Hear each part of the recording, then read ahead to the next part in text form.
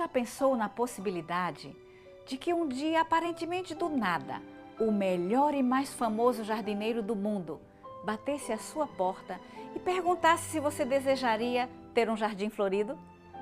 Você poderia escolher as flores que desejasse. A sua única tarefa seria de cuidar do jardim, trabalhar nele para evitar que as ervas daninhas aparecessem ou que as flores secassem e murchassem. Contudo, sempre que você tivesse alguma dificuldade ou se visse diante de algum mal que não saberia como resolver, ele se colocaria à sua disposição para lhe orientar a respeito do melhor a fazer no seu jardim. Você aceitaria essa oferta? Pois bem, seu casamento é como um jardim. E sabe o que é melhor? Essa oferta é real. Deus, que é o próprio amor encarnado, está na porta do seu coração, pedindo para entrar e criar um jardim florido e agradável. Sua única tarefa é cuidar para que esse jardim se desenvolva. Só que, caso apareçam situações nas quais você não saiba como agir, você tem a chance de pedir a ajuda dele e ele lhe dará orientações e forças para prosseguir. Essa palestra tem por objetivo lhe apresentar a esse jardineiro e mostrar como você pode encontrar, juntamente com seu cônjuge, o melhor modo de transformar a vida a dois num belo jardim. Casar não é difícil. Basta olhar ao seu redor e observar quantas pessoas casam a cada dia. O difícil é permanecer casado e feliz. O número de divórcios tem aumentado de maneira surpreendente.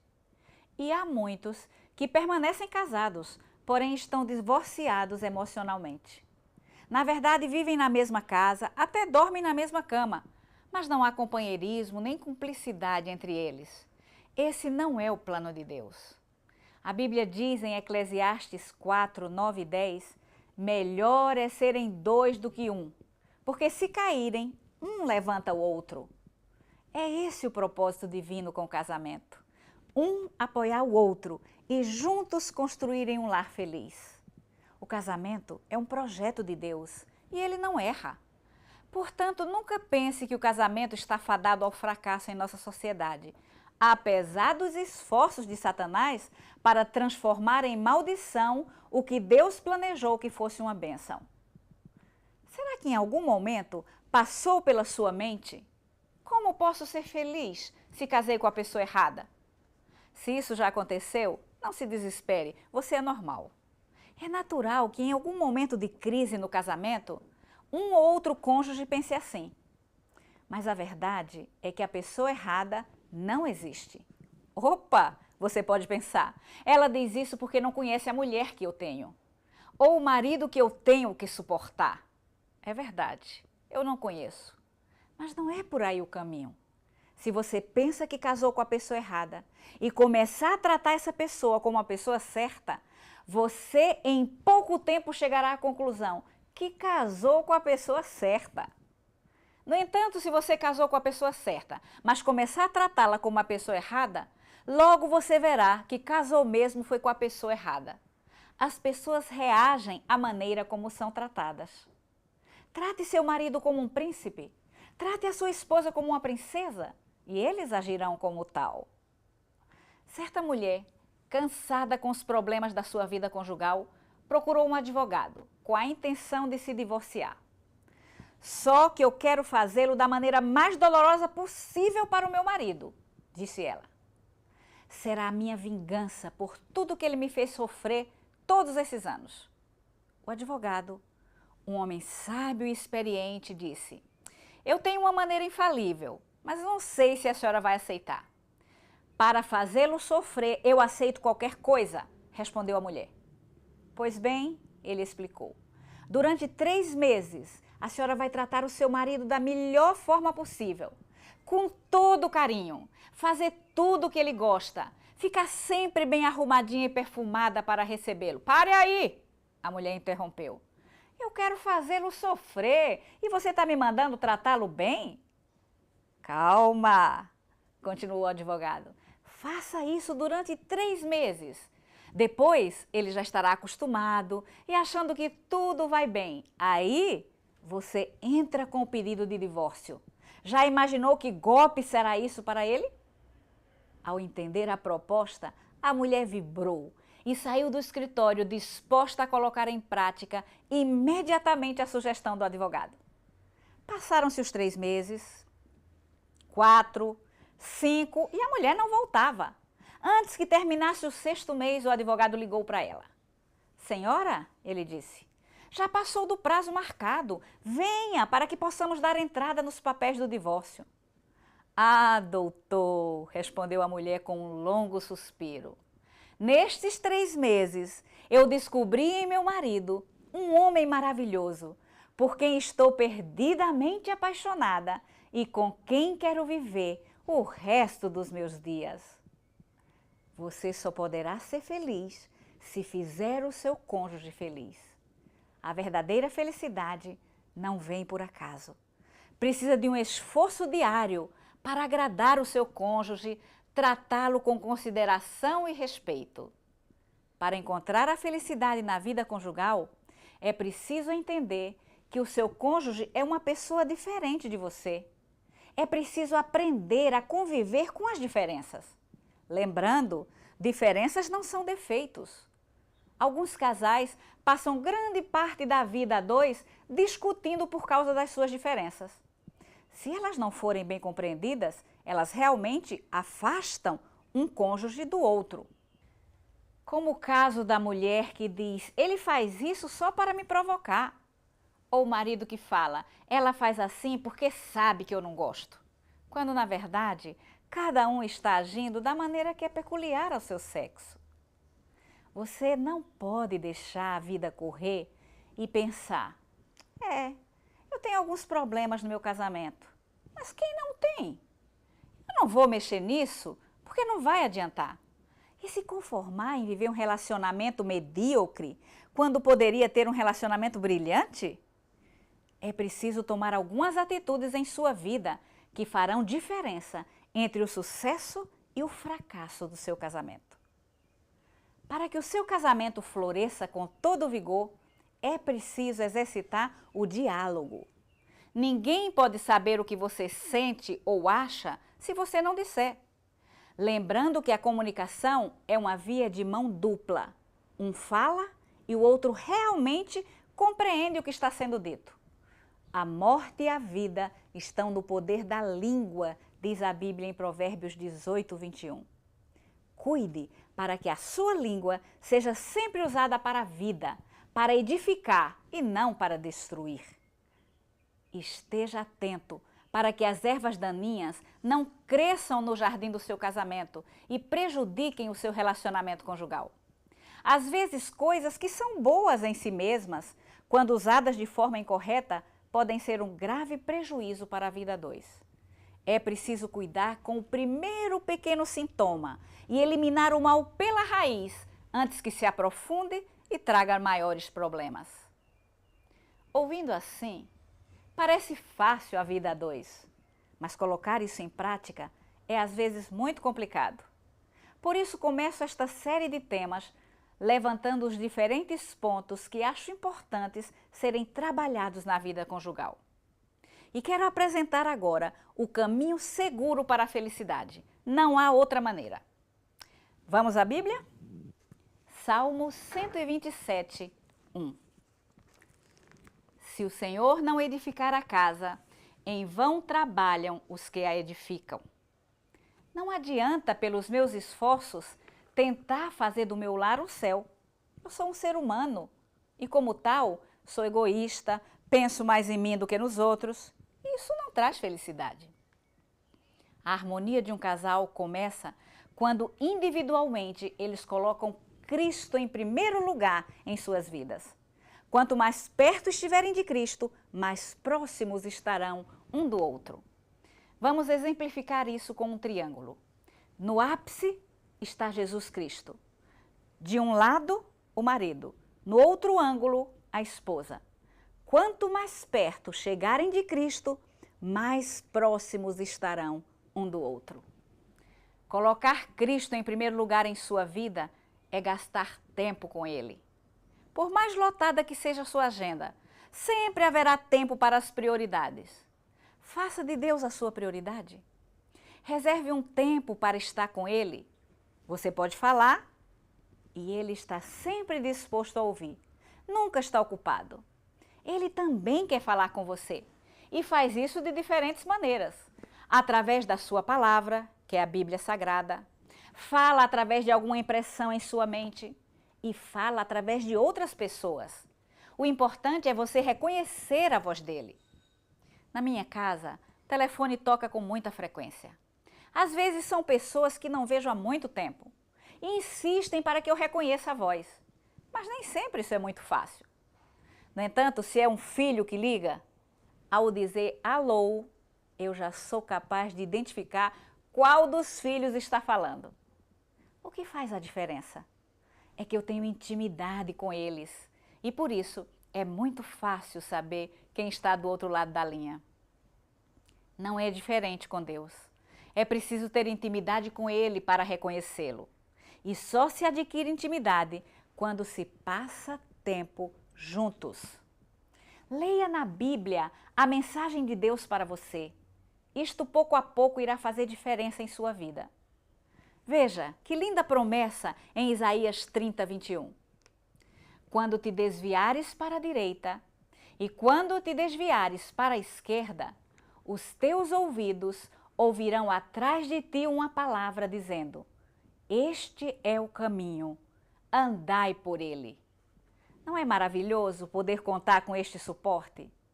Aproxime-se dele para saber distinguir o plano que ele tem para a sua vida. Marido e esposa deveriam diariamente orar juntos. O casal que ora unido certamente permanece unido. Quem sabe antes de dormir seria um bom momento. Acabadas as tarefas do dia, ambos se aproximam do Criador para desfrutar um pouco da sua companhia. Mais um benefício desse hábito é que se vocês não estiverem bem um com o outro, certamente não terão vontade de orar. Primeiro terão que fazer as pazes para que consigam orar juntos. E a Bíblia diz em Efésios 4, 26, irai-vos e não pequeis, não se ponha o sol sobre a vossa ira. Você até pode se irritar, mas não vá dormir sem ter acertado as coisas com seu cônjuge. Certamente o hábito de orar juntos vai contribuir para que os desentendimentos sejam resolvidos mais rapidamente e a paz reine soberana. Deus é a chave da felicidade no lar. O casamento precisa de Deus, porque a base do relacionamento conjugal é o amor e a fonte de amor é Deus. Somente indo à fonte você poderá desfrutar do verdadeiro amor. Tenho atendido alguns casais que se queixam que o amor acabou. Esta realmente é uma grande dificuldade. E eles me perguntam se deveriam viver infelizes para o resto de suas vidas ao lado de quem não amam. Claro que não. E não penso que Deus gostaria disso. O problema é que as pessoas recorrem ao seu parceiro tentando encontrar o amor perdido, quando na verdade esse amor só pode ser encontrado na fonte. Quando você precisa de pão em casa, você vai à farmácia? Obviamente não. Você vai à padaria. Portanto, se você acha que o amor acabou, vá aonde com certeza você irá encontrá-lo. E a Bíblia diz que Deus é amor. 1 João 4,8. Ele é o único que pode suprir a sua necessidade de amor. Quanto mais você desfrutar do amor de Deus, mais habilitado estará para verdadeiramente amar o seu cônjuge. Como você pode ver, todas as partes mais importantes do cultivo da vida a dois dependem do jardineiro maior. Ele promete estar com você, promete lhe ajudar, mas ele também diz que só irá agir caso você o permita. Não se contente com o seu pequeno jardim quando ele pode lhe dar o que de melhor você poderia receber. Não vale a pena lutar sozinho. Sem ele, não teremos como alcançar o sucesso. Com ele, é impossível falharmos. A decisão é sua. O que você vai escolher hoje?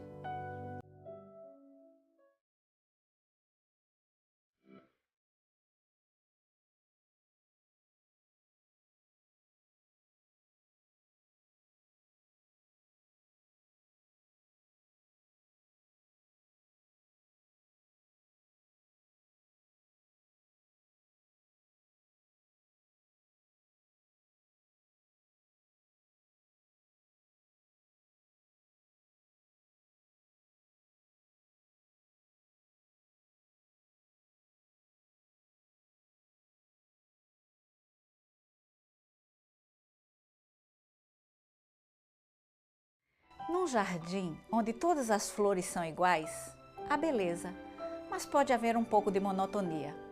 Já num jardim de flores, cores, cheiros diferentes, mas que se harmonizam, as sensações são muito mais agradáveis e são mais apreciadas. O mesmo pode ser dito do casamento. Numa relação onde só uma pessoa tem o direito de falar, de decidir, de se expressar, mesmo que as brigas sejam raras, não há harmonia e o encanto do relacionamento é prejudicado. O problema da vida a dois é que não nascemos com o conhecimento apropriado para vivê-la. A vida conjugal é uma vida de eterno aprendizado.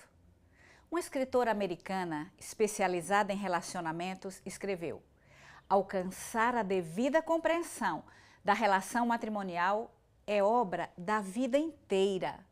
E os que se casam ingressam numa escola onde nunca nesta vida se diplomarão. Levamos a vida inteira para compreender como deve ser a relação conjugal. Infelizmente, alguns desistem no meio do caminho, porque acham que nunca vão entender.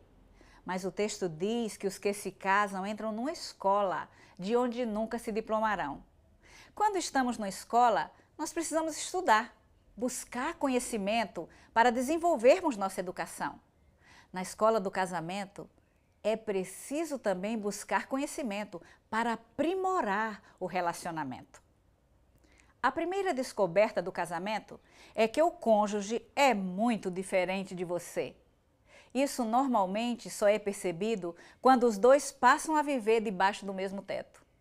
Às vezes coisas pequenas, como o fato de um gostar de tudo organizado e o outro não se preocupa muito em guardar as roupas. Às vezes coisas maiores. Para ela, o melhor lazer é ir ao shopping. Por isso precisa dar uma passadinha lá todas as semanas, enquanto ele odeia shopping. E o resultado é que desfrutam do lazer separados. Seja como for, as diferenças, quando não compreendidas, podem criar sérios problemas no casamento. Mas por que somos tão diferentes? Se fôssemos iguais, tudo não seria mais fácil? Em Gênesis 1:27 diz: criou Deus, pois, o homem à sua imagem, homem e mulher os criou. Portanto, a Bíblia diz: foi Deus quem fez as diferenças. E o nosso Deus não faz nada errado. Ele fez homem e mulher diferentes para que pudessem se completar na vida a dois, pois foi ele quem instituiu o casamento. No entanto, Satanás trabalha com as nossas diferenças para nos fazer crer que é impossível conviver com uma pessoa que é tão diferente de nós. Gostaria de analisar um pouco as diferenças entre homem e mulher. E isso, com certeza, vai ajudar você a ter um melhor relacionamento com o seu cônjuge. As diferenças podem ser físicas, emocionais, sexuais e intuitivas. Vamos ver um pouco as nossas diferenças físicas. O homem tem uma porcentagem maior de músculos no seu corpo e por isso ele possui mais força física. A mulher tem menos músculos, sua pele é mais fina e muito mais sensível ao toque. E infelizmente ela tem uma maior concentração de gordura. Por isso também ela tem mais energia. Por exemplo, quem é que aguenta passar a noite inteira ao lado do filhinho doente? Naturalmente é a mãe.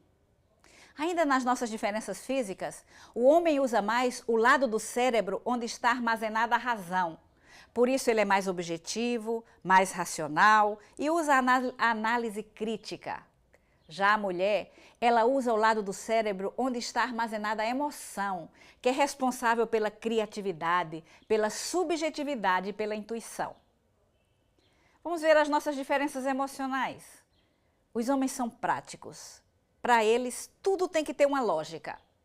Já as mulheres, elas tendem a ser mais pessoais, guiam-se pelos sentimentos. O homem obtém a sua identidade através do seu trabalho. A mulher encontra a sua identidade nos relacionamentos. Querem um exemplo?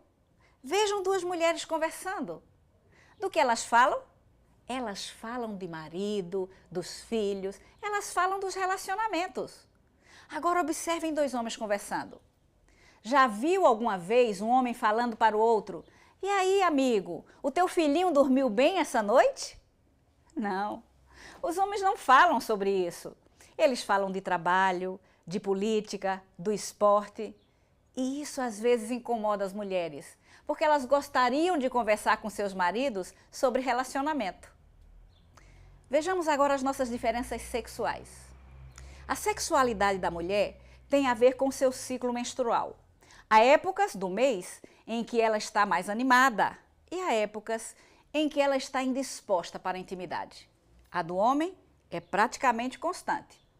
Só isso já seria suficiente para graves problemas no nosso relacionamento íntimo. No entanto, tem mais. A mulher é mais estimulada pelo toque. Lembram que a pele dela é mais fina? Ela também é estimulada pelas palavras românticas.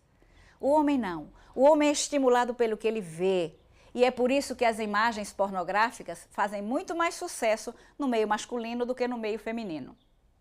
A mulher necessita de tempo e preparo para o ato sexual. O homem está sempre pronto. Essa diferença de reação pode trazer sérios problemas para o casal quando não é levado em consideração.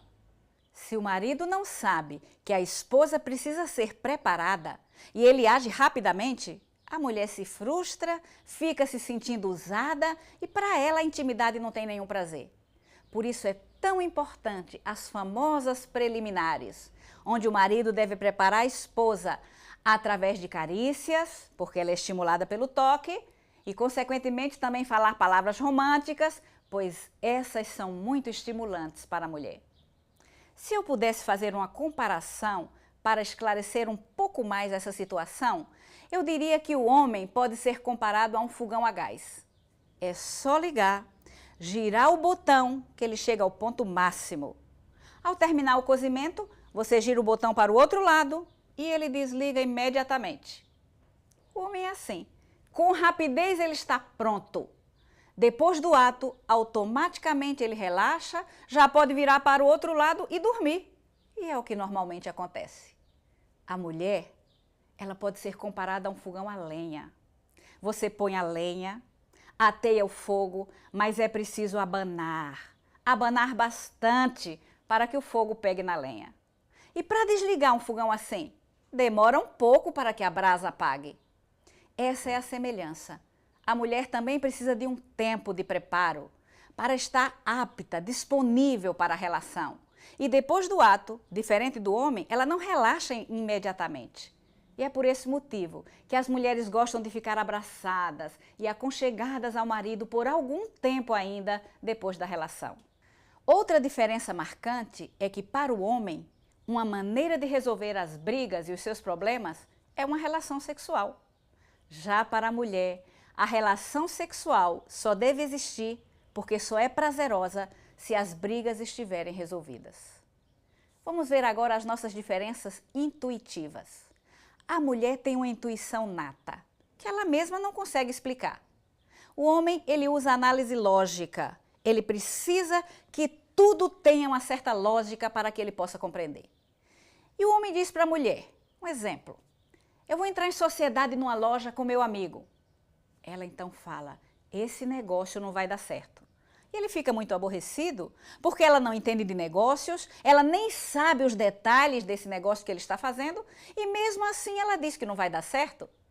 Mesmo que ele a questione, ela não saberá dizer o que a preocupa. Mas muitas vezes ela diz isso e as coisas não dão certo mesmo. Mulheres, quando isso acontecer, a pior coisa que você pode fazer é dizer para seu marido, viu? Eu lhe avisei, você não quis me ouvir. Não precisa, querida. Ele vai lembrar do que você falou. E para que duas pessoas lembrarem da mesma coisa, não é mesmo? Fique calada, apoie o seu marido e toque a vida para frente.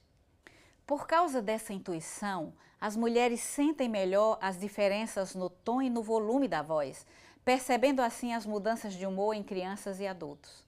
Por exemplo, é a esposa que diz, querido, você precisa falar com o nosso filho, ele não está bem. E o marido se surpreende, por quê? Ele falou alguma coisa com você? Não, mas eu estou sentindo isso. Essa é a intuição feminina e ela funciona.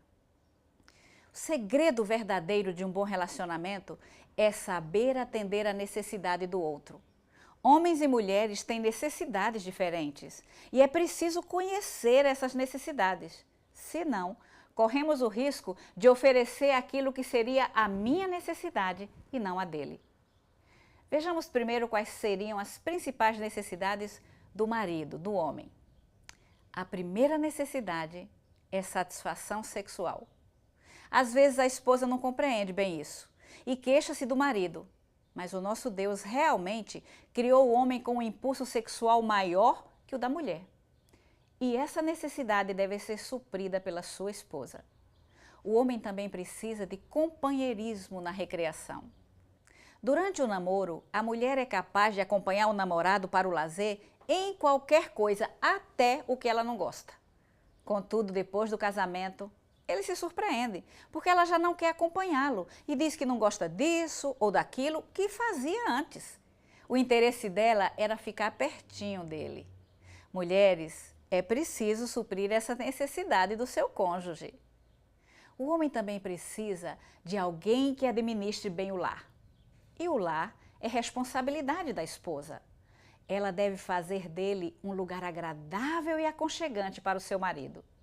Nenhum homem se sentirá feliz ao voltar para casa e encontrar uma desordem tremenda dentro do seu lar. Outra necessidade é alguém que saiba cuidar bem da sua aparência. Lembram que o homem é estimulado pelo que ele vê? Portanto, esposa, é necessário que você cuide da sua aparência. Algumas mulheres até se preocupam com a aparência, mas para sair. Contudo, negligenciam isso dentro de casa. Lembre-se, seu marido é mais importante do que as pessoas que você vai encontrar lá fora. Vamos ver agora as principais necessidades da esposa? A primeira necessidade da mulher é carinho. Essa é uma necessidade fundamental para ela. Se a carícia vem somente antes do ato sexual, a mulher se sente um objeto. Isso deve ser parte do dia a dia do casal. Querem alguns exemplos? Andem de mãos dadas, se abracem durante o dia, quando se encontrarem dentro de casa, fazendo as atividades do lar. Um beijo furtivo são coisas que fazem grande diferença. Uma outra necessidade da mulher é a conversação. É fato notório que a mulher fala mais que o homem. Ela precisa realmente falar. Deus fez a mulher assim. E precisa ainda mais ser ouvida. Se ela está feliz, ela precisa partilhar. Se ela estiver triste, ela quer desabafar com alguém. Foi Deus que a fez assim. Portanto, maridos, parem. Ouça a sua esposa, entendendo que essa é uma grande necessidade que ela tem. Mais uma necessidade da mulher: comentários sobre os seus encantos. Toda mulher gosta de ouvir que está bonita, que está bem arrumada. Isso tem um peso especial para ela. O marido sábio elogia a esposa, fortalecendo assim a sua autoestima e desfrutando de todos os benefícios que isso trará para o casal. E mais uma necessidade: compreensão durante as variações emocionais. O humor da mulher é variável. Poderíamos comparar uma onda, às vezes em alta, às vezes em baixa, dependendo da época do mês em que ela se encontra. E é importante que o marido aprenda a conhecer para conseguir lidar com essa situação. A TPM é um fato real e afeta a vida das mulheres. Diante dessas diferenças, é possível ser feliz ainda? Com certeza, pois foi isso que Deus planejou para o homem e para a mulher. Quando o marido e a esposa reconhecem que são parceiros e não concorrentes, que apesar de diferentes estão no mesmo time, o lar será beneficiado e a união dos dois crescerá, alcançando assim a felicidade plena. Colocando-se nas mãos de Deus e fazendo dele o primeiro de sua vida, será mais fácil compreender as diferenças e atender às necessidades do seu cônjuge. Respeitar as diferenças entre as flores, cuidando de cada uma segundo as suas necessidades, é o meio indicado para que flores diferentes cresçam e embelezem o mesmo jardim. Você e seu marido são flores diferentes. Coloquem-se nas mãos de Deus para fazer do seu jardim o melhor lugar desta terra.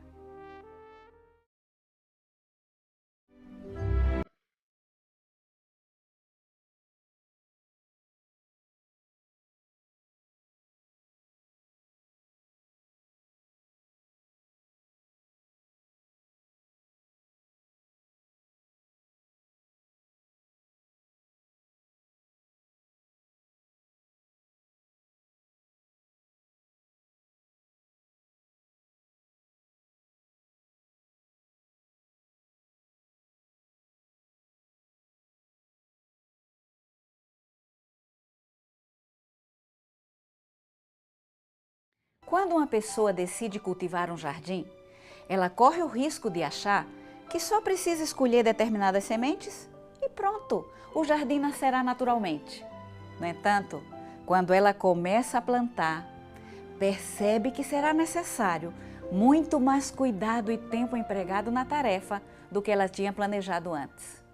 O caminho para se ter um bom jardim nunca passa por apenas cruzar os braços e esperar que as flores cresçam espontaneamente.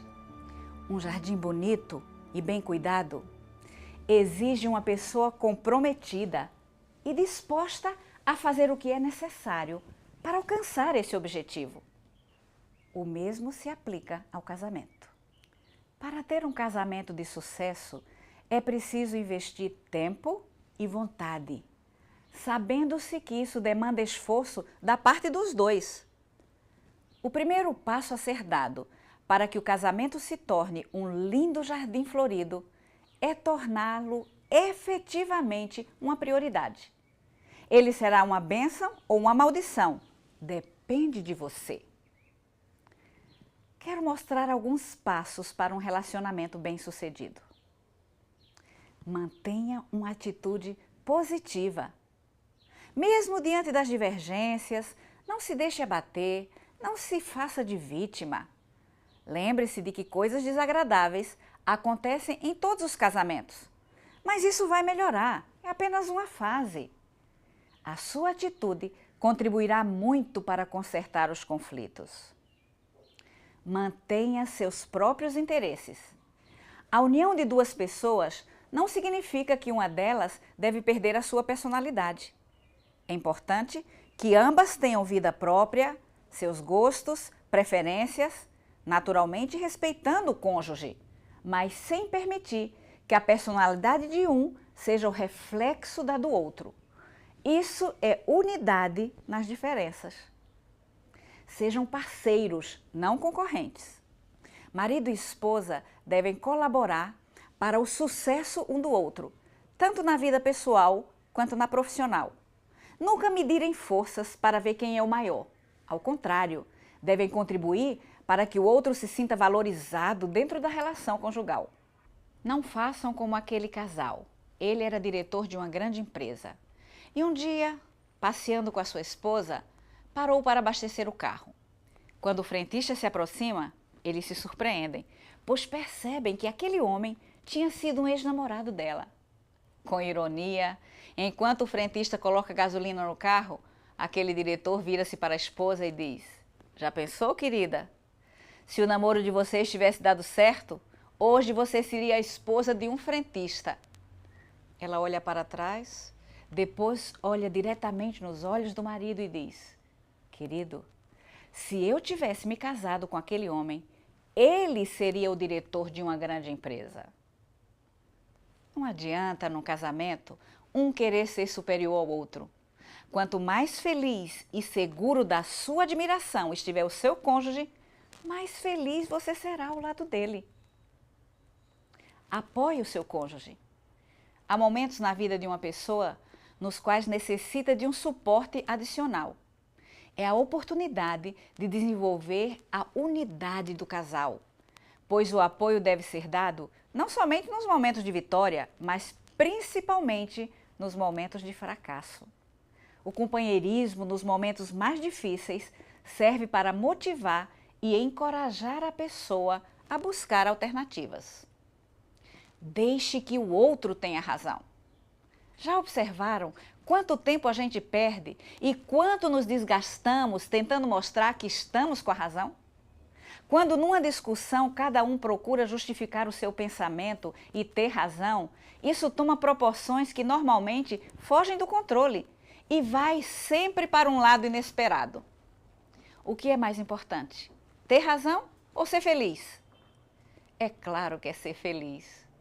Apesar de muitas vezes você insistir até provar que está certo, isso lhe deixa um gosto amargo de derrota. Muitas vezes o casal discute por pequenas coisas e cria um bloqueio desnecessário e prejudicial entre os dois. Diga o que você pensa, mas sem agressividade. Muitas vezes não é o que você fala, mas como fala que cria sérios problemas. A linguagem não verbal impressiona mais do que a verbal. É claro que você deve expressar os seus sentimentos, o seu pensamento, mas fale com delicadeza, no momento oportuno, para que aquilo que você disser seja percebido como uma sugestão e não como uma provocação. Nunca fale em separação. Há casais que por qualquer briga já dizem, quero me separar. Alguns chegam até a arrumar a mala e sair de casa. Isso transforma o casamento num terreno de areia movediça. Ambos precisam saber que, por pior que sejam as circunstâncias, cada um, ao seu modo, lutará para manter a unidade do casamento. Um casal, visitando alguns amigos, foi interrompido pelo toque do telefone. A esposa foi atender. Falava baixo e, depois de algum tempo, pediu ao marido para ir à extensão da cozinha participar da conversa. O telefonema foi um pouco longo, o que deixou os amigos preocupados. Ao voltarem para a sala, os amigos perguntaram, está tudo bem? Sim, respondeu o dono da casa. Era minha filha. Não faz muito, ela voltou da lua de mel. Acabou de ter a primeira briga feia com seu marido e pediu para voltar para casa. E o que você disse? Perguntou um deles. Eu disse, querida, você já está em casa. Sábias palavras de um pai experiente e que certamente contribuíram para o sucesso do casamento de sua filha. Quando não há outra saída, a gente resolve, procura a solução. Agora, se há uma brecha que leva à separação, o inimigo faz com que essa seja a única alternativa. Não compare o seu cônjuge com qualquer outra pessoa. Sempre temos a tendência de achar que a grama do vizinho é mais verde.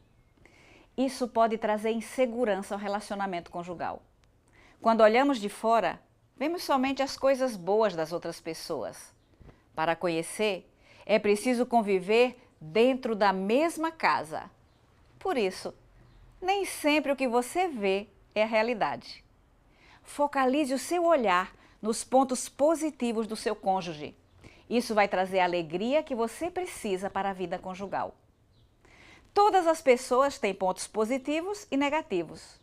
O que vai se destacar dependerá da sua atitude. Nunca fale mal da família do seu cônjuge. Seu marido pode até falar mal da família dele. A sua esposa pode criticar todos os membros da família dela. Mas você não deve nunca falar da família do seu cônjuge. E nem use expressões como, é a sua mãe, é a sua família. No momento em que você casou, a família dele ou a família dela passou a ser a sua família também. A mãe do seu cônjuge é agora a sua sogra. Há sogras que são como uma segunda mãe, mas há sogras que demoram a entender que precisam deixar o filho ou a filha viver a nova vida na nova família, sem interferências. É importante você, como filho ou filha, compreender que os problemas do lar, do casal, devem ser resolvidos a três. Você, seu cônjuge e Deus. Nunca leve os seus problemas para os seus pais. No momento em que você casa, a prioridade da sua vida não é mais a sua mãe ou seu pai, é o seu esposo e a sua esposa. Isso não significa que você ame menos aos seus pais, mas sim que você está cumprindo a ordem de Deus e deixando o pai e a mãe e unindo-se ao seu cônjuge, tornando-se os dois uma só carne. Isso está em Gênesis 2:27. Agora um recadinho para as sogras. Queridas, encontrem algo gratificante em suas vidas para preencher o seu tempo e não se sentir abandonada, se sentir vítima porque seu filho ou a sua filha agora tem outras prioridades. Não fique dependente dos seus filhos para fazer as coisas que você pode fazer sozinha, tais como ir ao supermercado, ir ao shopping, ir ao médico. Se você é sogra de nora, lembre-se, ao visitar a casa do seu filho, Não faça comentários sobre as maneiras pela qual a sua nora arruma a casa, faz a comida ou educa os filhos. Lembre-se, a casa é o reino da mulher e tudo o que você disser a respeito dela afetará diretamente a sua nora. Como diz a sabedoria popular, a sogra não deve morar tão perto que possa vir de chinelos para que não seja uma visita tão frequente. E nem morar tão longe que tenha que vir de malas e precise demorar muito. Não critique seu cônjuge por coisas que já sabia quando se casou com ele. Por exemplo, há maridos que se queixam que não conseguem viver com as suas esposas porque elas falam demais. Contudo, durante o período de namoro, se encantavam, porque elas tinham assunto para conversar sempre, ao contrário deles, que tinham até uma certa dificuldade no diálogo. Por outro lado, algumas mulheres reclamam de alguns maus hábitos dos seus maridos. Quando procuram ajuda e lhes é perguntado quando começaram a perceber esses comportamentos, elas afirmam que aquilo sempre existiu, desde que se conheceram.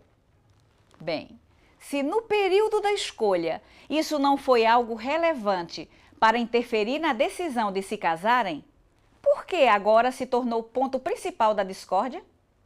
Será que os dois não percebem que isso se parece mais com o desejo de não se esforçarem para resolver um problema? Algo como procurar a solução que parece ser a mais fácil? O fato é que as pessoas casam com o secreto desejo de mudar, de consertar alguma coisa que elas acham que não está bem no outro. No entanto, quanto mais levam isso adiante, mais se frustram, porque não é papel do marido ou da esposa mudar a outra pessoa. A única pessoa que eu posso mudar sou eu mesma. Faça o seu cônjuge sentir-se a pessoa mais importante da sua vida. Eu quero destacar que o importante não é apenas o que você diz, mas como a outra pessoa se sente em relação a isso. De que maneiras você pode fazer o seu cônjuge se sentir importante? Demonstre interesse, atenção pelo bem-estar do seu cônjuge. Cuide dos gestos simples que demonstram grande consideração. Como, por exemplo, caso fosse atrasar, ligue avisando. Ou se você tiver que levantar mais cedo, tome cuidado para não acordar o outro que ainda está dormindo. Invista tempo em pequenas demonstrações de carinho que surpreendam seu cônjuge, como presentinhos, um chocolate, flores de vez em quando, um convite para um passeio a dois. Coisas simples, mas que fazem grande diferença. Ao participar de um evento especial, de uma reunião, que você esteja com seu cônjuge, apresente-o como a companhia mais importante que você poderia ter naquele momento. E nunca use expressões depreciativas com respeito ao seu cônjuge, nem por brincadeira. Investindo nesses passos, você contribuirá para a melhoria do seu relacionamento conjugal. Diante da dificuldade de plantar o jardim, do esforço necessário para criar um belo canteiro de flores, algumas pessoas não estão dispostas a pagar o preço. Elas preferem se contentar com pouco a ter que lutar para conseguir mais.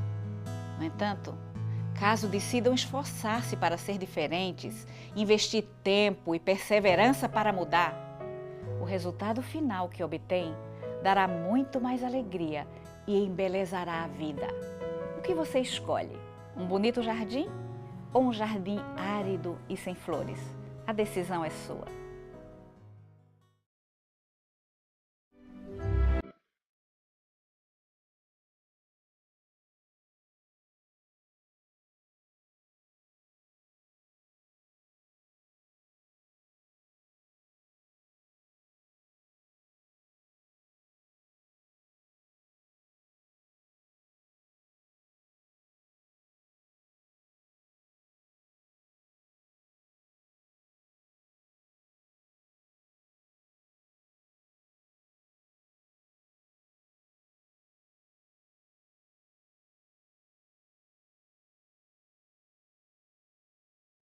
Quando cuidamos de um jardim, é muito importante que saibamos agir em parceria.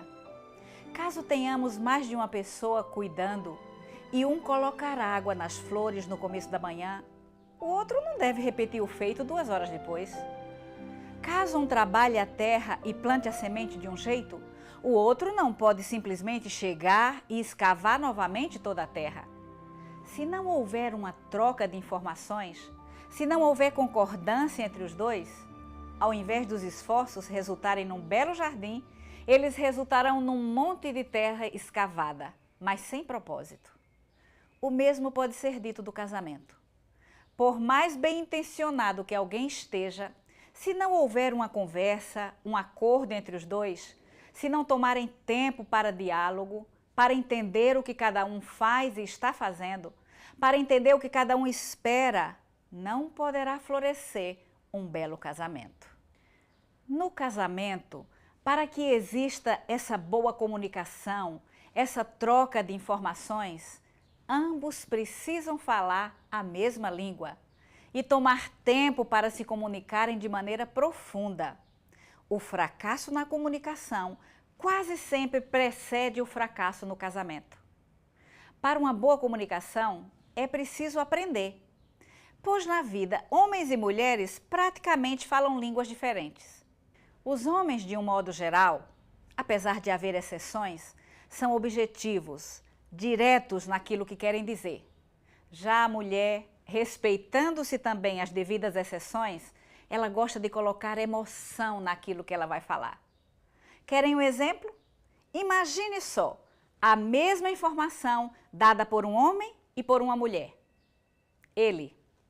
O Roberto comprou um carro novo. Mensagem dada, direta, objetiva, típica do sexo masculino. Agora ela, para dar a mesma informação, veja como ela faria. Amiga, nem te conto a novidade. Ontem à tarde eu estava num ponto de ônibus, irritada com a demora, pois você sabe, é triste depender de ônibus nessa cidade. Quando de repente parou um carro vermelho novinho, vidro fumê que eu nem conseguia ver o motorista. Quando o vidro começou a baixar, eu nem acreditei. Adivinha quem estava dirigindo? O Roberto. E ele me perguntou, quer uma carona? Eu nem esperei segundo convite, entrei. O carro cheirava novo. Mas o que significa isso? Eu perguntei. E ele disse, acabei de comprar. Já pensou, amiga? Roberto de carro zero? Perceberam alguma diferença na comunicação? A mulher coloca emoção em tudo que fala. O problema é que, às vezes, o marido não aguenta toda essa trajetória para realmente dizer o que ela quer dizer. E quando ela começa a florear muito a história, ele a interrompe dizendo, querida, vá direto ao ponto, o que é que você quer me dizer? Isso frustra a mulher e atrapalha a comunicação do casal. De todas as dificuldades conjugais, a comunicação é o problema mais sério. Compreender como homens e mulheres se comunicam de maneira tão diferentes pode ajudar no desenvolvimento de relacionamentos mais saudáveis e mais satisfatórios. Para as mulheres, comunicação significa compartilhar de si mesma, seus sonhos, aspirações, alegrias e tristezas. Elas usam a comunicação para obter companheirismo. Quando estão muito felizes, precisam falar. Quando estão tristes, precisam falar. Quando se emocionam, precisam compartilhar. E quando ficam chateadas, da mesma forma. E elas esperam que o mesmo aconteça com o homem. Só que para os homens, a comunicação significa resolver problemas, fazer escolhas, discutir planos e dar conselhos. Eles são bons comunicadores quando o assunto tem pouco ou nada a ver com as suas emoções. Eles também não entendem por que a mulher não reage dessa maneira. Agora imagine a cena. Uma mulher chateada com alguma coisa no seu trabalho. Chega em casa e, como tem a necessidade de compartilhar, ela começa a falar com o marido sobre o problema. Ele, por sua vez, com a sua mente masculina, racional, entende que se ela está falando é porque ela quer resolver e quer conselhos. Como a sua mente é muito objetiva, ele já enxerga uma saída. E antes que ela se estenda muito nos detalhes daquela conversa, ele já a interrompe com a solução. E mais uma vez, a dificuldade na comunicação frustrou o casal, pois ela fica magoada porque ele não a deixou falar. E ele não consegue entender o que é que ela queria. Marido, se acontecer algo assim com você e sua esposa, deixe-a falar. Mesmo que ela se estenda em muitos detalhes, se controle e não diga nada, até perceber que ela realmente terminou, por mais que isso demore.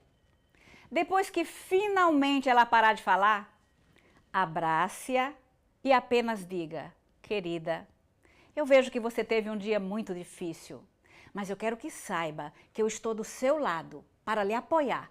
Pode contar comigo. Você vai se surpreender, pois ainda enxugando as lágrimas, ela irá olhar para você e dirá: oh, meu amor, como eu gosto de conversar com você. Na verdade, o que a mulher quer é apenas ser ouvida e consolada. Sabe qual é o aspecto mais importante da comunicação? Escutar. Já vi no mercado livros, cursos para ajudar as pessoas a falarem melhor, mas nunca vi nada para ensinar as pessoas a ouvirem. Ser um bom ouvinte é essencial à comunicação saudável. A Bíblia nos diz isso. Em Tiago 1,19, diz assim: todo homem, pois, seja pronto para ouvir, tardio para falar.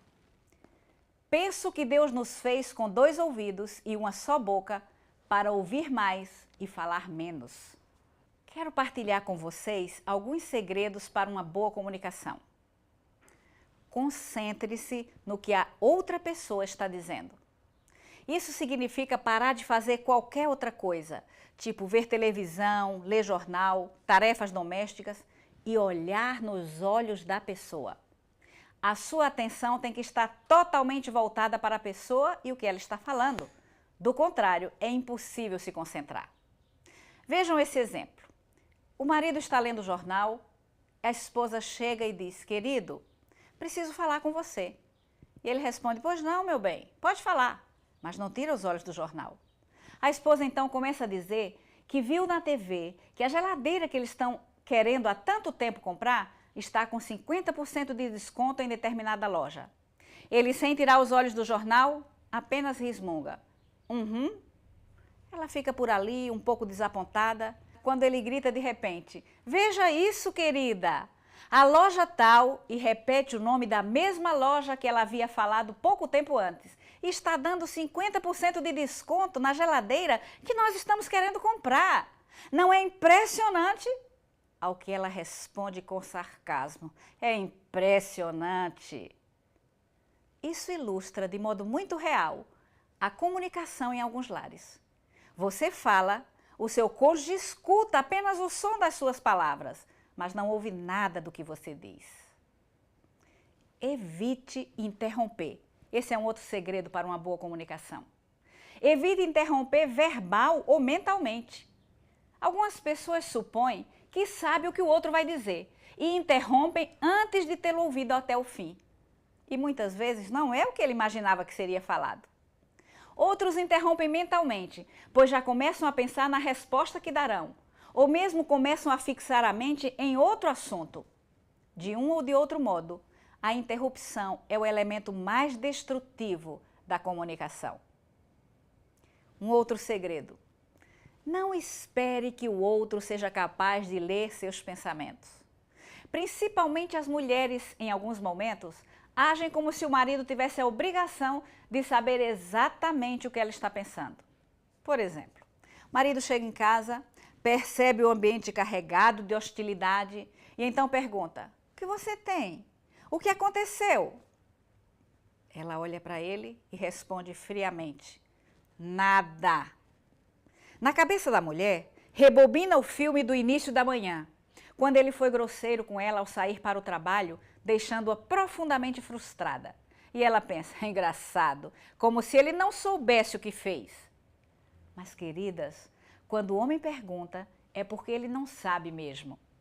Por que não falar claramente, com muita calma, sobre o que a deixou chateada? Seria muito mais eficaz. Mais um segredinho: não fique emburrado e nem dê tratamento de silêncio. É comum em alguns lares, quando o casal por algum motivo não consegue se entender numa situação, ficar por algum tempo sem se falar. Em que isso ajudaria a melhorar a situação? O diálogo franco, sem agressividade, sem acusações ou provocações, certamente ajudará a contornar o problema. Uma maneira sábia de agir é dizer sempre como você se sentiu, ao invés de acusar o outro pelo que ele fez. É muito mais fácil o outro aceitar o que você está dizendo ao ouvir: "Eu fiquei muito triste com a sua brincadeira naquela hora", do que "você é sempre grosseiro quando fala comigo". Percebem a diferença? Se você fala a seu respeito, o outro não precisa se defender. Por mais difícil que seja para você o diálogo, é fundamental para uma boa convivência a dois. É importante, em algum momento, sair das superficialidades e partir para uma comunicação totalmente aberta e verdadeira. Se isso ainda não acontece no seu casamento, com oração, comece a exercitar a comunicação franca e honesta. Conversar é uma das maneiras mais eficientes de consolidar a proximidade e criar intimidade. Por isso é tão importante em qualquer relacionamento e principalmente no casamento. Quanto mais aprendermos a nos comunicar com o cônjuge, maiores chances de casamentos duradouros, felizes e saudáveis. Quanto mais você sabe sobre uma pessoa, mais íntimo o relacionamento se torna. Algumas das coisas mais poderosas que dizemos são expressas por meio dos nossos atos, em vez de palavras. É a linguagem não verbal. O esposo que nunca toma tempo para sair a sós com a esposa está comunicando que ela está lá embaixo na sua lista de prioridades. A mulher que não cuida da sua aparência e deixa a casa em desordem está comunicando que o esposo não é tão importante para ela. Algumas vezes, a mensagem é mista. Verbalmente você diz uma coisa, com a sua linguagem não verbal você diz outra. É o caso do casal que começa uma discussão e a esposa diz: "Calma, calma, querido, não precisa ficar nervoso". E ele responde aos berros: "Eu não estou nervoso? Quem disse que eu estou nervoso?". Veja o que diz o livro Mente, Caráter e Personalidade, na página 583. A menos que controlemos nossas palavras e nosso gênio, somos escravos de Satanás. Achamos-nos sujeitos a ele. Ele nos leva cativos. Todas as palavras de altercação, palavras desagradáveis, impacientes, irritadas, são uma oferta feita à sua satânica majestade. É uma custosa oferta, mais custosa do que qualquer sacrifício que possamos fazer para Deus, pois ela destrói a paz e a felicidade de famílias inteiras, destrói a saúde e é, afinal, a causa de perder-se uma vida eterna de felicidade. Como está a comunicação em seu lar?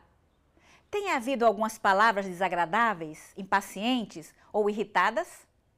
Se verdadeiramente queremos fazer do nosso lar um jardim, onde Jesus Cristo, o grande jardineiro, possa habitar, é preciso controlar as palavras que saem da nossa boca. Lembrem-se que as palavras ditas não podem ser retiradas, ficarão lá para sempre. Provérbios 25:11 diz: "Como maçãs de ouro em salvas de prata, assim é a palavra dita a seu tempo". Que resultado fantástico se apenas pensássemos um pouquinho mais antes de falar. O terreno da comunicação entre os sexos está repleto de desafios. É importante na vida a dois saber o que agrada ou não o seu cônjuge, para não se criar barreiras à comunicação efetiva. Caso os cônjuges não consigam estabelecer um ponto de comunicação, aspectos em comum para conversarem, ou mesmo não consigam agendar um tempo para as conversas, eles não se entenderão entre si e a situação será semelhante à de um jardineiro americano tentando cuidar de um jardim ao mesmo tempo que um jardineiro japonês, só que cada um usando as técnicas tradicionais da sua terra. Provavelmente o jardim estaria destinado a fracassar. A fim de não desperdiçar esforço e não ficar limitado a um casamento sem graça, recomendo que vocês tomem tempo para conversar, dialogar, planejar juntos a vida de vocês, tanto no presente quanto no futuro.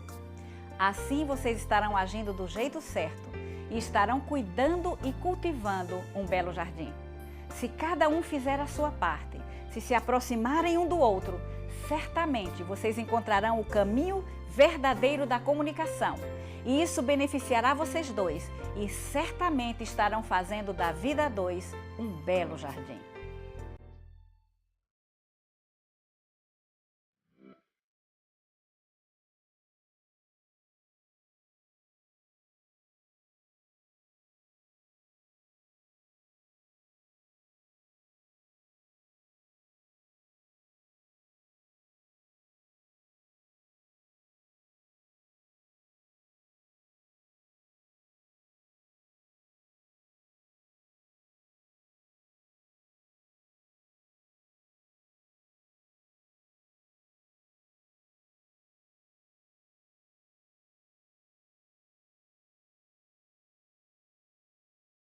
Mesmo quando você toma todo cuidado para preparar o solo, cavar o terreno na profundidade certa, escolher a melhor semente, colocar água nos momentos apropriados, seu jardim ainda corre o risco de não se tornar tudo aquilo que você espera. A razão é que sempre há a possibilidade de surgirem ervas daninhas. Essas ervas, além de ocuparem o espaço reservado para as flores, transformam a beleza do jardim num canteiro comum de plantas. Para que seu jardim possa ser belo, é necessário que você se dedique a arrancar as ervas daninhas que possam aparecer com o tempo. Ao analisarmos o casamento, podemos perceber que a mesma tendência pode ocorrer. No casamento também, há certos hábitos ou comportamentos que podem interferir no bom desenvolvimento e que acabam por prejudicar o seu relacionamento matrimonial. Vamos ver alguns deles? Falta de tempo. Na verdade, o tempo é o grande vilão da vida conjugal. Nenhum casamento pode prosperar quando marido e esposa não têm tempo um para o outro. Cada um corre para um lado, procurando atender às necessidades dos filhos, da casa, às responsabilidades da vida profissional. E quando finalmente se encontram no fim do dia, estão exaustos. E tudo o que conseguem dizer é um rápido boa noite. E a vida vai passando sem que eles percebam o mal que estão causando ao seu casamento. Os próprios filhos, em alguns lares, são um empecilho para o bom relacionamento a dois. Como assim? Os filhos não são uma bênção? Você deve estar se perguntando. Com certeza.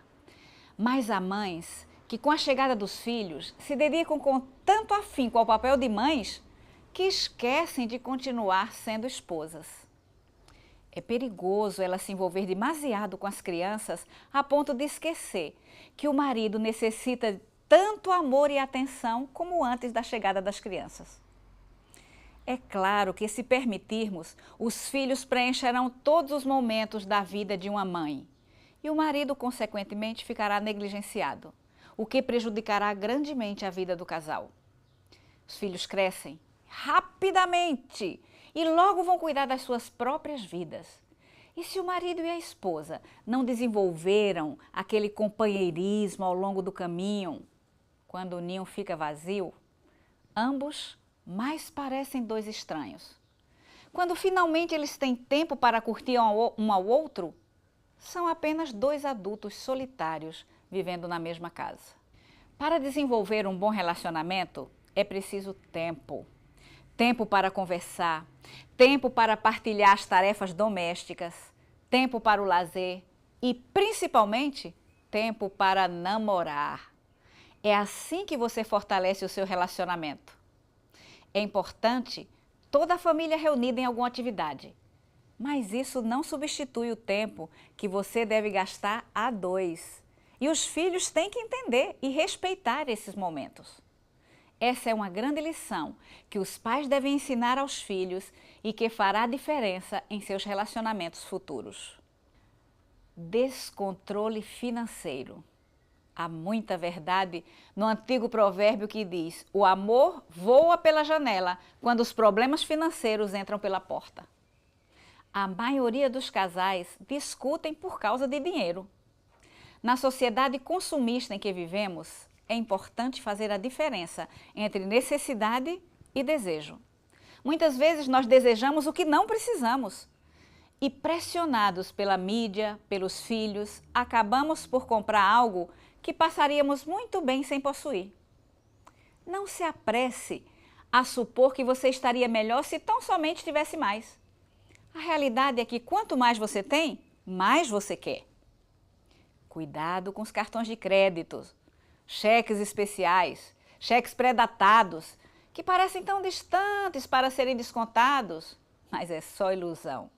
Se você não controlar direitinho os seus gastos e depender de prestações, juros, dentro de pouco tempo, sua dívida ficará incontrolável. O ideal é não gastar antes de ganhar. Cuidado com as compras feitas no impulso do momento. Tome um propósito de esperar pelo menos uma semana depois do primeiro impulso para comprar um artigo dispendioso. Conceda ao seu desejo impulsivo certo tempo para esfriar. Isso vai lhe ajudar a ver com clareza se realmente você precisa daquele artigo. Marido e esposa juntos devem trabalhar no orçamento familiar. Vai facilitar a tomada de decisões e evitará surpresas desagradáveis. Um bom conselho é organizar de tal maneira os seus gastos que possam ter sempre um pouco de salário no final do mês e nunca mês sobrando no fim do salário. Vícios. Quando falamos de vícios, temos a tendência de pensar somente em álcool, cigarro ou outras drogas. Entretanto, quando a pessoa não consegue controlar o impulso de repetir um comportamento, isso é um vício. E o vício compromete tremendamente os relacionamentos. Internet pode se transformar num vício. Normalmente as pessoas não acham que isso é problema. Mas veja quantas horas você gasta na frente do computador. Há pessoas que ficam conectadas às 24 horas do dia, checam e-mail constantemente e ainda controlam os amigos que estão online. O problema na vida de casado se torna realmente grave quando o marido ou a esposa fica horas intermináveis na internet e não tem tempo para conversar ou partilhar a vida. Outras vezes, fica horas esquecidas, navegando noite adentro, enquanto o cônjuge vai dormir sozinho. São hábitos prejudiciais e que enfraquecem o relacionamento conjugal. A pornografia é outro vício comum nos dias atuais. Antigamente, para se ter acesso à pornografia, era necessário ir a uma banca de revista e já se corria o risco de ser visto. Ao comprar a revista pornográfica, ainda havia o problema de onde esconder dentro de casa para não ser encontrada por ninguém. Coisas assim poderiam dificultar para alguns o acesso à pornografia. Hoje, é um clique do mouse e você visita sites e sites pornográficos com total privacidade. Em um primeiro momento, eu acredito que a curiosidade leva a pessoa a visitar esses sites. E pouco a pouco essa busca vai crescendo, na tentativa, muitas vezes, de alívio para as frustrações do seu próprio cotidiano. O problema vai se tornando mais grave à medida que a pessoa depende do acesso virtual e paulatinamente vai perdendo o interesse pelo seu parceiro real. Outro equipamento muito útil ao lar e que pode se transformar num vício é a televisão. É fato comum a TV presidir as reuniões familiares, seja na hora das refeições ou durante os dias destinados ao descanso e à recreação.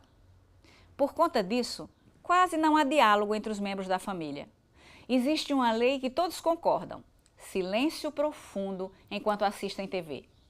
A única comunicação permitida é determinar quem vai atender o telefone ou abrir a porta. A televisão muitas vezes ocupa o tempo que marido e mulher deveriam estar desfrutando da companhia um do outro. Não é saudável o hábito que alguns casais desenvolvem de um ir dormir e o outro continuar assistindo TV. O último momento do dia e o primeiro da manhã deveria ser um momento especial de aconchego e comunicação na vida a dois. Sem dúvida, isso fortaleceria muito os vínculos familiares. Ainda que você não seja um viciado, mas se usa a internet ou TV para fugir dos seus problemas pessoais e se demora nessas atividades para não ter que confrontar seu cônjuge depois de alguma discussão ou como forma de escapar dos problemas que estão acontecendo dentro de casa, seu relacionamento está sendo prejudicado. Esses meios de comunicação devem ser usados de forma equilibrada, saudável, informativa e na busca de conhecimento associados ao trabalho, pesquisa, estudo ou lazer, e nunca com prejuízo para a sua vida profissional, social, espiritual e familiar. Interferência de terceiros. Não permita que outras pessoas interfiram no círculo sagrado do seu matrimônio, mesmo que sejam parentes. Não partilhe as confidências do casal com terceiros, por mais amigos que sejam. Se realmente vocês dois não conseguem encontrar a solução para o problema juntos, busquem a ajuda de uma pessoa idônea, de um profissional. Discipline as amizades. Não que você não possa ter amigos, mas o seu melhor amigo deveria ser o seu cônjuge. Cuidado com a maneira que os seus amigos estão sendo tratados, principalmente os do sexo oposto. Não abuse dos toques ou segredinhos a ponto de deixar o seu cônjuge inseguro. Respeite o seu relacionamento conjugal, que deve estar acima de qualquer amizade. Numa sociedade onde um caso extraconjugal é considerado normal e uma paquera sem maiores consequências é um comportamento aceito para uma pessoa casada, você precisa escolher e cultivar as amizades com muito cuidado. Amigos que tratam levianamente a infidelidade conjugal e partilham de maneira vulgar atividades e fantasias sugestivas são, na verdade, inimigos do seu casamento. Se os seus amigos estão lhe aconselhando a tomar atitudes que você sabe irão prejudicar o seu relacionamento conjugal ou convidando-o para lugares onde você não deveria estar, mude de amigos, mas mantenha firme o compromisso com o seu cônjuge. Ressentimento. Na vida a dois, é normal que em algum momento, e na maioria das vezes sem nenhuma intenção, um possa ferir o outro com palavras e atitudes. O problema é quando esse ressentimento não é curado e cria raízes dentro do coração, prejudicando toda a harmonia da vida conjugal. É preciso exercitar o perdão. As pessoas que não perdoam são escravas do próprio ressentimento. E este sentimento vai minando sua saúde, a alegria de viver, corroendo o amor que você sente pelo seu cônjuge. É preciso pedir perdão. Mesmo que para você o que aconteceu seja uma bobagem. Se magoou a pessoa que você ama, por que deixar isso interferir no relacionamento? Algumas pessoas acham mais fácil dar tempo ao tempo, ou seja, deixar que o tempo leve para o esquecimento aquela mágoa e as coisas voltem ao normal, ainda que demore um pouco. Essa atitude não é saudável, pois aquilo que não é resolvido pode ficar escondido durante muito tempo, como um vulcão adormecido, e um dia, inesperadamente, explode, trazendo um prejuízo muito maior.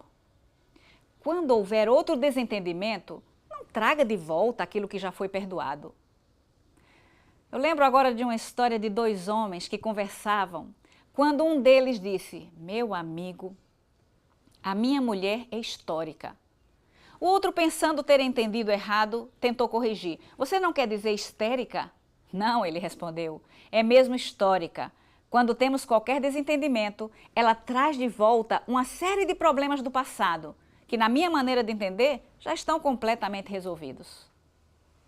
Uma pessoa que traz constantemente à tona algo ofensivo que o cônjuge disse ou fez no passado, continua a puni-lo e constrói uma barreira de indiferença e frieza na vida conjugal.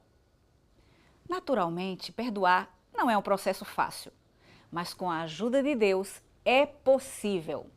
Só Ele pode dar o verdadeiro espírito do perdão e eliminar os ressentimentos que por acaso estejam guardados em seu coração. Efésios 4,32 aconselha: "Antes, sede uns para com os outros benignos, compassivos, perdoando-vos uns aos outros, como também Deus em Cristo vos perdoou. Esse Deus maravilhoso, que nos perdoa, também nos capacita a perdoar. Quantas pessoas continuam acariciando a amargura por alguma coisa do passado que já foi perdoada, mas a pessoa não esqueceu? No meio de uma briga, a esposa trouxe à baila um velho problema, supostamente acertado há muito tempo atrás. E o marido então questionou: mas eu pensei que havíamos decidido perdoar e esquecer isso. Ao que ela retrucou: eu sei que decidimos perdoar e esquecer, mas eu não quero que você se esqueça que decidimos perdoar e esquecer. Já imaginou o que seria de nós se Deus nos perdoasse dessa maneira? Decida perdoar e deixe o resto com Deus. Entregue suas impossibilidades a Ele e Ele fará por você aquilo que você não pode fazer por você mesmo. Meu amigo, minha amiga, talvez o seu jardim esteja muito descuidado. Talvez seu jardim tenha sido seriamente negligenciado por um longo tempo. Ele pode estar coberto de ervas daninhas a ponto de mal se parecer com o jardim. Talvez você esteja tão desgastado pelos problemas que nem tem certeza que o seu jardim pode ser recuperado e salvo.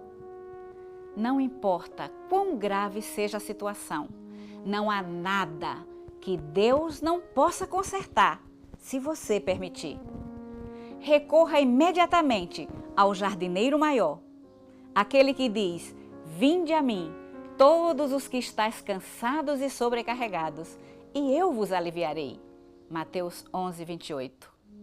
Você está cansado de lutar, sobrecarregado com seus problemas? Gostaria de obter alívio? Então este convite é para você. Procure Deus, Ele está disponível, mas a decisão é sua. Faça a sua parte, que certamente Ele fará a dele. E assim, unindo o esforço humano ao poder divino, você realmente fará da vida a dois um belo jardim, onde os anjos terão prazer em lhes fazer companhia.